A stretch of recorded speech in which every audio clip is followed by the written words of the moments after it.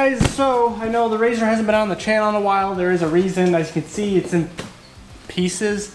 Again, no, there wasn't any engine problems per se. The rebuild kit's still doing fine. There's nothing wrong with that. But I sold this to my best friend, cameraman Wyatt. It was running good for him. I took this, and I even took this out to West Virginia, and it ran fine, or it was running fine. There was one minor issue, which I thought it was the clutching at the time, where we'd get to 6,000 RPMs and we'd lose all our boost. Well, we know why now. Basically, the turbo was on the verge of being bad, where it was going bad. Long story short, the turbocharger is cooked. And it's gonna be hard to tell on camera, but the shaft is all bent and the turbines are all chewed up. So they're all bad. Don't really know the cause. I don't think we were really the issue. Now this RZR has, I don't remember the exact hours. The engine's got 228 hours on it. I got it with around, I don't remember, it was around 200 hours I think, maybe less than that. And it had 600 miles on it. So this RZR did a lot of idling. So I think this turbo was not staying lubricated or cool enough while it was just literally sitting there spooling half the time or most of the time. So I think that started the wear and tear. Now they use this, I think, mainly for mudding, which they didn't really do too much. They didn't do like serious mudding on it. They threw 32s on it, so they weren't doing anything serious. I think they did some just low rock crawling. So using a turbo machine for that type of stuff is definitely not ideal. So I just don't recommend it, having a turboed machine for slow rock crawling. It just doesn't make sense. The turbo does not, you just don't need that top end power like the turbo delivers for that type of stuff. Just my personal opinion. So if you're doing that type of stuff with the turbo machine, you might be looking at doing what we're doing, is throwing in a new turbo. We didn't really know which route to go. Do we rebuild it? The housing is all fine. It's the core turbo itself is what's bad. So you could easily spend, depends where you go. I mean, you're gonna spend about 400 bucks on a rebuild kit if you wanted to do it yourself. Now, that's probably what I would have done if this was my machine. But in a customer situation, then they're paying someone to rebuild it. So if you take the time to do that, you're still paying about the same amount of money as if you were just going to buy a new turbo. So I found this company. They're based in China, but supposedly it's not a cheap China dog.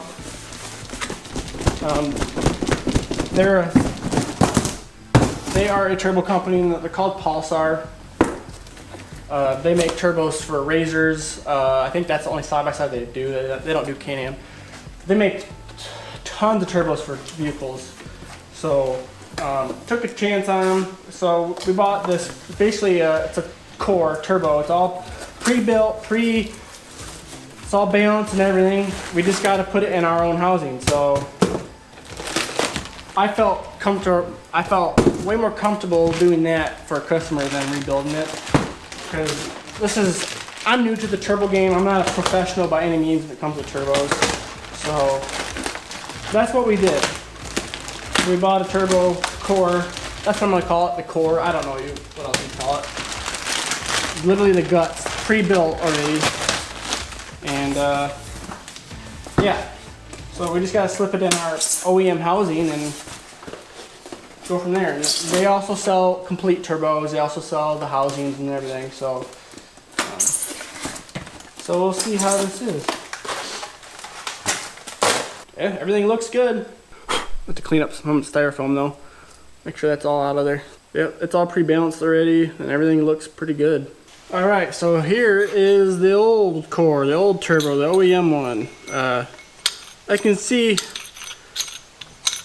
that's not good.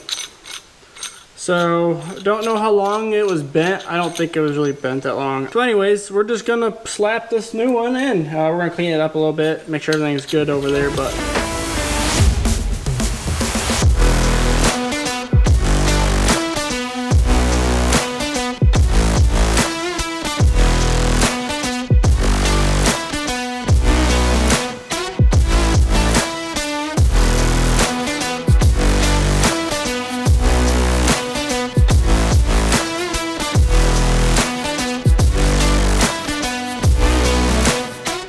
turbo together was pretty smooth, not a big deal.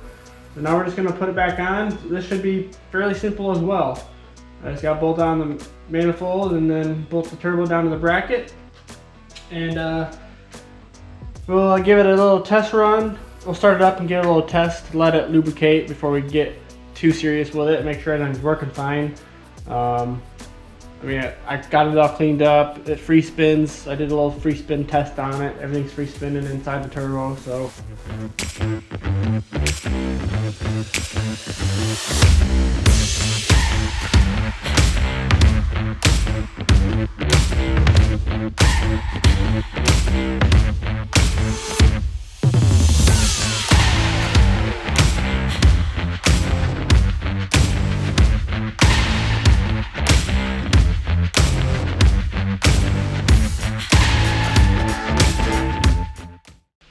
So I have everything hooked up.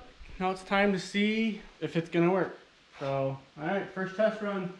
I believe I have everything hooked up.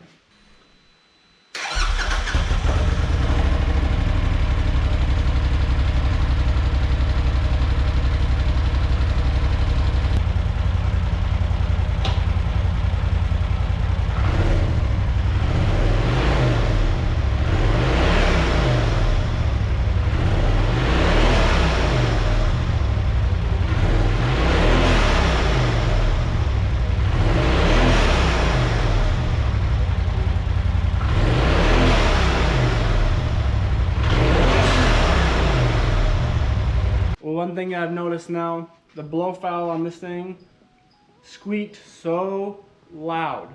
One thing that this turbo was doing, the old one being as bad as it was, I think we were building way too much boost. When you let off, the boost just instantly left. And while we were building boost up to 6,000 RPMs, it would hit a certain threshold where it was building too much boost but not enough at the same time. I don't know, it's kind of weird. So it's way better now. I have the small spring in the blow-off valve. Once we get this all together, we'll have to play with that. I put the stiffest spring it had in it to begin with because we were losing so much boost on the lower RPM.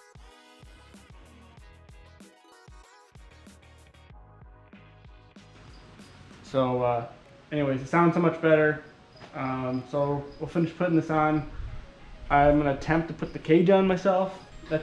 I took it off by myself. That's why it's laying down like that. But yeah, she's been a turd, but brand new engine and brand new turbo. So she's got a lot of life left in her yet. She only has, the chassis has like 1,200 miles on it or something now. I don't remember. We're taking 32s off of it, putting on. We got some takeoffs dirt cheap, so we're gonna put 29s back on it. Just because these are wore out, that's what Wyatt wants. So that's what's gonna happen, and we got a lot of goodies going on it. So she's gonna be a good machine.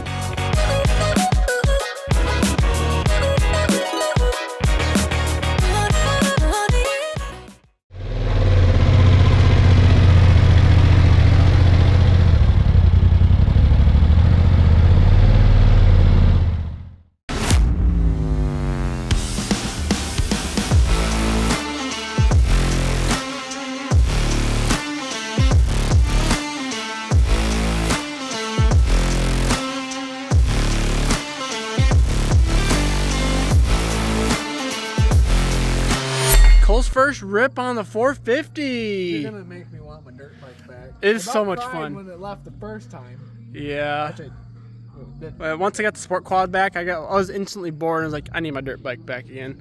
I said that was one thing that was hard to let go, was my dirt bike. 'Cause I didn't want to sell it at all. Well, why did you sell it? Lots of reasons. We all should have kept our bikes. Yeah. You're gonna want your bike back, trust me. I mean, I wanted a motorcycle, and honestly, I wanted that a lot more. Yeah, and Zeus is pretty sweet. But well, we'll see. The 450, I kid you not, good luck keeping the wheel on the ground. Good luck. I'm gonna take Zeus for a little rip.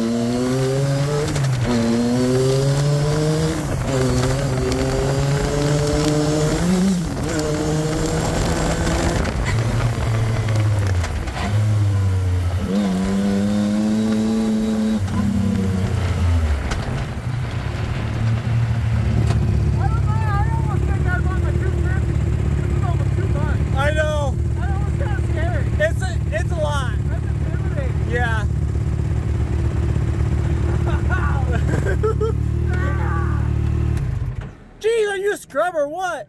I got a recluse. I'm not used to it now. Like, that's a smooth clutch too. I've never had trouble with my dirt bike. I don't understand. Yeah, you'll get the hang of it. But yeah, this is just a total foreign feel compared to what I've been used to. Yeah. Yeah, every gear you're like pushing down on it. It's like, stay down. It wants to lift up in every gear, and it is fast. I want to gear it down even more. Yeah, like it's intimidating. It's not gearing, but I want it to go down. Like honestly, if I was to get another one, I would probably. The 250 is plenty. I'd get a 250 again. The only reason I got that was for the snow bike. That makes sense. Yeah. But whew, yeah, you can't keep the tire on the ground. I'm gonna be honest with you. I'm gonna head back because that's enough for me for now. Yep. Wow, I would have to ride a lot more to get more confident on it because I've only had it for, well, I've had it for a week, but I've literally only ridden it like twice so far. Today was the most I've driven it. like I don't even know if I'd want to even take it to the gravel pit yet until I got used to it more. Yeah. No, I 100% agree. Because it's a totally different beast. Well, and you're used to your road bike too, so yeah, my road bike weighs a ton, so like when I lean into it, plus I don't feel like I'm gonna tip over. You just don't have the RPMs on your road bike either, you know. No. Type of, I mean, it hardly goes over 3,000 RPMs. I mean, it's just different. Like this, I'm not used to it. Like my motorcycle, I can lug right down and pin it, and I mean, it just takes off. This is, a lot higher sprung. Yeah, you're just not used to it. It's been 3 years. Holy cow, it has been 3 years. No, we sold them in 2020. It's been two years. Yeah. We sold them in 2021. I bought my bike. It's been a year and a half. My math's way off. It's been a year and a half. Yeah, because I bought my bike in 21. Yeah, the road bike. Or the road bike, but I bought this in 22. But the dirt bike, the 250 was we bought in 2019. It was in 2020. No, we bought them in 2019. Okay. Yeah. And then we sold them. At my other house. Yeah. Yeah. Right. And then we sold them in 21. It's fun. Make you want another one. Get one.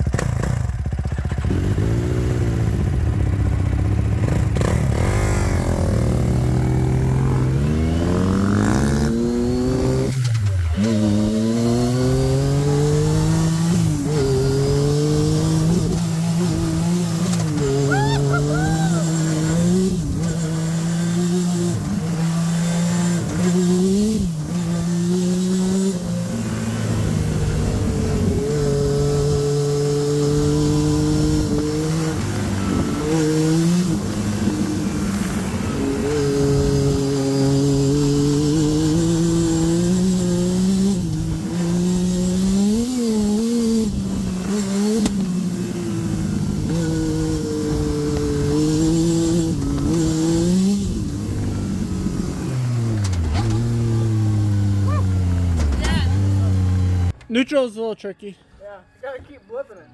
Yeah, that's how it was on my Suzuki though. My Suzuki wasn't as bad as this, but it was harder. I do have a fresh oil change. I don't know if that affects it any or not, but yeah. Yeah. Just put it in there. I almost think this is lighter than mine. Well, I can hardly do that with my 250. it's a litlittle heavier than our 250s because of the engine, but it's all aluminum chassis. Yeah. This is an 18, right? Yeah. This is when they changed to the new body style. Yeah. The frame and the plastics. Okay. The frame's different too. Yeah. Good luck doing that with my KTM in there. I'm good. I told you not to do a KTM. Yeah. She's going down the road. She was a piece of crap.